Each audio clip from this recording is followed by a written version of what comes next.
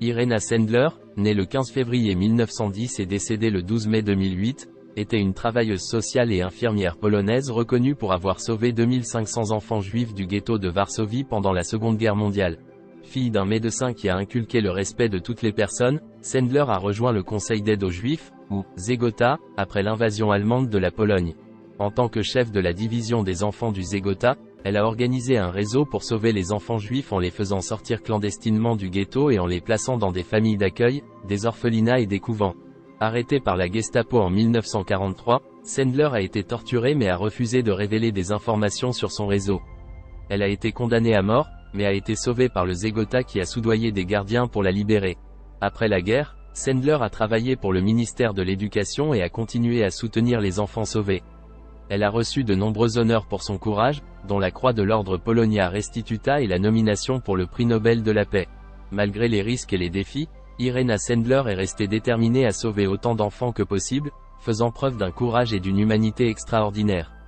Sa vie est un témoignage de l'importance de la résistance face à l'injustice et de l'empathie envers les autres, quelles que soient les circonstances.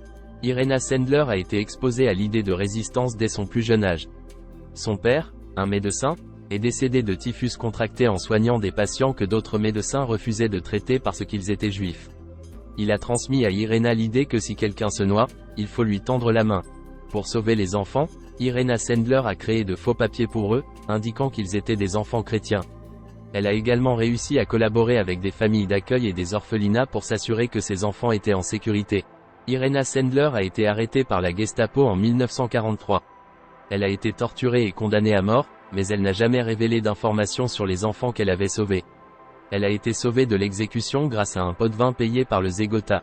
Irena Sendler a gardé des registres détaillés des noms et des nouvelles identités des enfants qu'elle a sauvés, dans l'espoir de pouvoir un jour réunir ces enfants avec leur famille d'origine. Elle a enterré ces listes dans des bouteilles sous un pommier dans son voisinage pour les garder en sécurité. Malgré ses actes héroïques pendant la guerre, la reconnaissance pour le travail d'Irena Sendler est venue tardivement. Ce n'est qu'en 1991 qu'elle a été reconnue au Yad Vashem comme juste parmi les nations.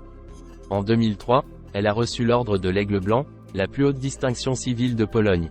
L'histoire d'Irena Sendler a été redécouverte par des étudiants du Kansas en 1999 lors d'un projet de recherche. Ils ont créé une pièce de théâtre intitulée « Life in Ajar » qui raconte son histoire. Irena Sendler a laissé un héritage durable dans l'histoire et dans les mémoires, en particulier en raison de son courage et de son dévouement à sauver des vies pendant l'Holocauste. Sendler est reconnue comme une héroïne de l'Holocauste pour avoir sauvé la vie de 2500 enfants juifs du ghetto de Varsovie pendant la Seconde Guerre mondiale. Elle a risqué sa propre vie pour aider ses enfants à échapper à la persécution nazie. Sendler a reçu de nombreux prix et distinctions pour son travail humanitaire. En 1965, elle a été reconnue en Israël comme juste parmi les nations. En 2003, elle a reçu l'ordre de l'Aigle Blanc, la plus haute distinction civile de Pologne. En 2007, elle a été nominée pour le Prix Nobel de la paix. L'histoire de Sendler a été largement diffusée grâce à des livres, des films et des pièces de théâtre.